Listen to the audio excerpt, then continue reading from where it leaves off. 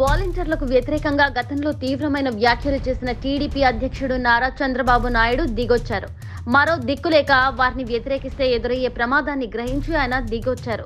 తాము అధికారంలోకి వస్తే వాలంటీర్ వ్యవస్థను కొనసాగిస్తామని, ఎవరిని ఉద్యోగాల్లోంచి తీసేయబోమని ఆయన నమ్మబలికే ప్రయత్నం చేశారు. వాలంటీర్ వ్యవస్థ ప్రాముఖ్యం ఏంటో ఈనాటికి గానీ ఆయన గుర్తించినట్లు లేదు. వాలంటీర్ వ్యవస్థను వ్యతిరేకిస్తే ప్రజలు కూడా దూరమవుతారని ఆయనకు భయం పట్టుకున్నట్లుంది.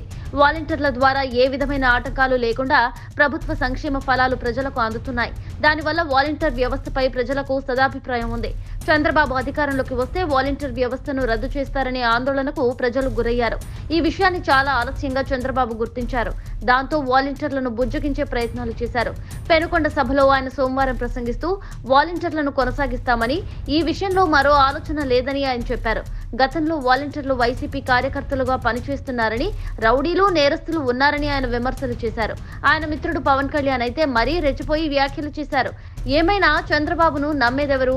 బోడ దాటిన తర్వాత బోడిమల్లయ్య కథ అయింది. వాలంటీర్లందరికీ ఒకటే హామీ ఇస్తున్నా, మీ ఉద్యోగాలు నేను తీసేయను. వాలంటీర్ వ్యవస్థ ఉంటుంది, కానీ మీరు వైఎస్ఆర్ దొంగలకు పనిచేయొద్దండి.